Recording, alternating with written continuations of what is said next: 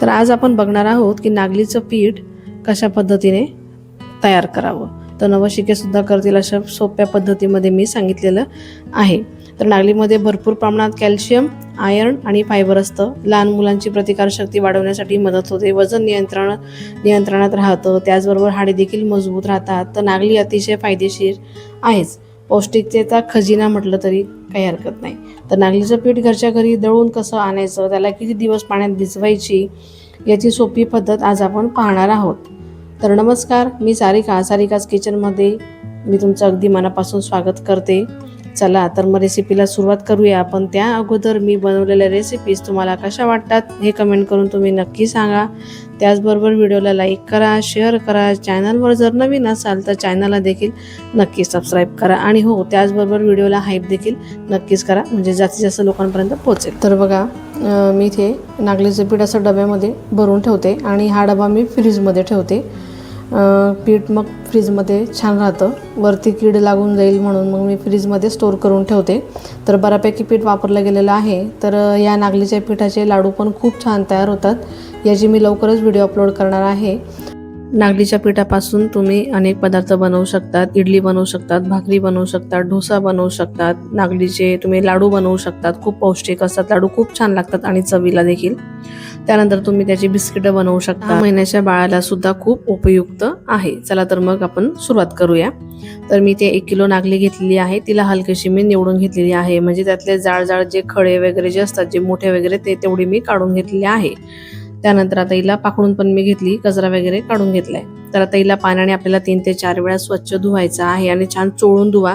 जर नुसते मातीचे जर खडे असतील तर ते मातीमध्ये विरघळून जातील आणि जे कडक असतील वाळू वगैरे तर ते तसेच राहतील, तर ते आपण वेगळ्या पद्धतीने काढूया। तर अगोदर मी नागली धुवून घेते। तर नागली आता धुवून झालेली आहे। तर ही नागली मी सकाळच्या वेळेला पाण्यात भिजत घातलेली होती, दिवसभर पाण्यात ठेवली। त्यानंतर आता ही रात्रीच्या वेळेला मी तुम्हाला दाखवते। तर रात्री जवळजवळ 10 ते 11 वाजेला मी ही पाण्याने स्वच्छ धुते। तर त्याला आपल्याला आता छान स्वच्छ चोळून घ्यायचं आहे अगोदर, म्हणजे त्यात काही मातीचे जर खडे असतील तर ते पाण्यामध्ये विरघळून जातील आणि जे कडक असतील खडे, वाळू वगैरे असेल तर ती त्याच्यात राहील। मग ती कशी काढायची ते आपण बघूया, कारण ते सगळ्यात महत्त्वाचं आहे। कारण नागली सहसा निवडली जात नाही, कारण बारीक खडे त्यातनं निघत नाही। मग कशा पद्धतीने खडे काढायचे मी हे तुम्हाला दाखवणार आहे। तर मी नागली मोठ्या भांड्यात काढली, त्यात पाणी टाकून घेतलेलं आहे। तर बघा, हे असे बारीक खडे खाली राहून जातात, म्हणून हलक्या हाताने आपल्याला नागली रोवून काढून घ्यायची आहे। तर बघा, तुम्हाला खडे देखील मी दाखवते। तर बघा, ह्या अशा पद्धतीने त्यात खडे असतात। तर यात मी अजून पाणी टाकून घेते आणि पाण्याने 3 ते 4 वेळा आपल्याला ही प्रोसिजर करायची आहे। त्यात पाणी टाकायचं आणि 3 ते 4 वेळा प्रोसिजर करायची। तर बघा, या अशा हाताने गोल फिरवायचं आणि वरच्यावर फक्त नागली आपल्याला उचलून दुसऱ्या भांड्यात टाकायची आहे। हे असं आपल्याला 3 ते 4 वेळा तुम्ही करून घ्या। मी पुन्हा साईडला काढलेली नागली हे पाणी फेकून देईल, पुन्हा या तगारीत टाकेल आणि पुन्हा पाणी भरेल आणि पुन्हा तसं हाताने काढून घेणार आहे। असं 3-4 वेळा करून मग हे अशा पद्धतीने खडे खाली निघून जातात। प्रत्येक वेळेला खडे असे निघतात, त्याच्यामुळे नागलीतनं खडे अशा पद्धतीने काढून घ्यायचे आहेत। तर चाळणीत काढून घेतले, चाळणीत सगळं पाणी आपल्याला निथळायला ठेवायचं आहे। तर पाणीसुद्धा निघून गेलेलं आहे। तर मी ते परातवर कॉटनची एक ओढणी टाकून घेतलेली आहे, त्यावर आता मी ही नागली काढून घेते। त्यातलं अर्धा 1 तास तरी आपल्याला हे असं ठेवायचं आहे, अर्धा तास तरी ठेवा, म्हणजे सगळं पाणी त्यातनं निघून जाईल। तर नागली व्यवस्थित झटकून घ्यायची आहे, जी चाळणीला चिपकलेली असते ती, कारण खूप बारीक नागली असते। तर बघा, मी आता नागली ओढणीत टाकून घेतलेली आहे। तर त्याला आता आपल्याला बांधून घ्यायचं आहे, छान घट्ट बांधायचं आहे। तर बघा, या अशा पद्धतीने बांधून घ्यायचं आहे, म्हणजे नागली सांडायला नको आणि व्यवस्थित अशी ती पॅक होऊन जाईल। तर बघा, या अशा पद्धतीने बांधून घ्यायची आहे। बरं, व्हिडिओ तुम्ही कुठून बघतायत तर प्लीज कमेंट करून नक्की सांगा आणि छान कमेंट्स देखील करा की व्हिडिओ तुम्हाला कशी वाटली ते।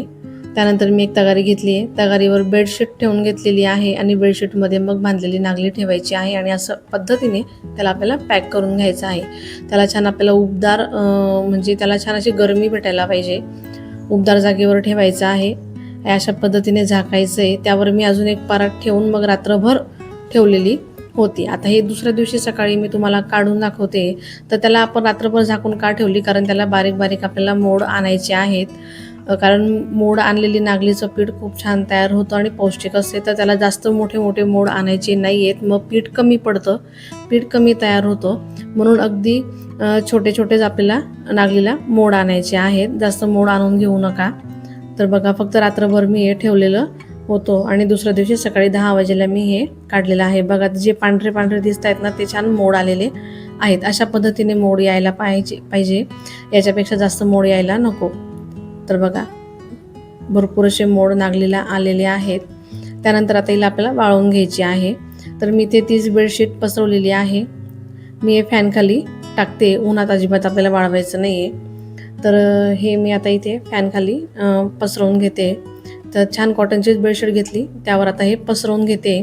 पाऊण तास वाळवा, मोजून बरोबर पाऊण तासात नागली वाळवून होते. आणि दातात दाबून बघायची, जास्त अशी कोरडी नागली नको व्हायला आणि जास्त ओलसर पण नको, मध्यम अशी आपल्याला ही वाळवून घ्यायची आहे. वाळल्यानंतर गिरणीवरून दळून आणायची आहे. चला, तर मी आता पाऊण तासानंतर हिला दळून आणते. तर बघा, मी ही नागली दळून आणलेली आहे. तर त्यात कोंडा पण आपल्याला लालसर तो दिसतोय.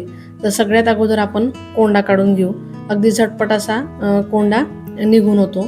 तर जी आपली पिठी गाळणी असते ना, पीठ गाळण्याची गाळणी, त्याने आपल्याला सगळ्यात अगोदर गाळून घ्यायचा आहे. म्हणजे जो कोंडा असेल ना, तो इझी अगदी पटकन असा निघून होईल. तर बघा, लगेच थोडंसंच मी गाळले तरी सुद्धा किती लालसर कोंडा दिसायला लागलेला आहे. तर बघा, कसलं छान पीठ गाळून होतंय. पण आपण अजून एक प्रोसिजर याला करणार आहोत. तर बघा, आता गाळून झालेला आहे. ठीक आहे, तर कोंडा किती निघालेला आहे तेही मी तुम्हाला दाखवते. तर बघा, हा कोंडा निघालेला आहे. त्या गाळणीने पटकन कोंडा निघतो.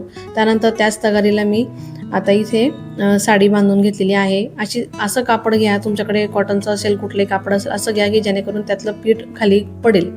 तर बघा, मी अशा पद्धतीने पीठ इथे टाकून घेतले आणि हाताने गोल गोल फिरवून पीठ आपल्याला गाळून घ्यायचं आहे, म्हणजे पीठ खाली पडतं. तर बघा, किती छान नागलीचं पीठ तयार झालेलं आहे. त्याचा कलरही चेंज झालेला आहे, म्हणजे राहिलेला कोंडा सुद्धा अजून साडीने गाळल्यामुळे निघून गेलेला आहे.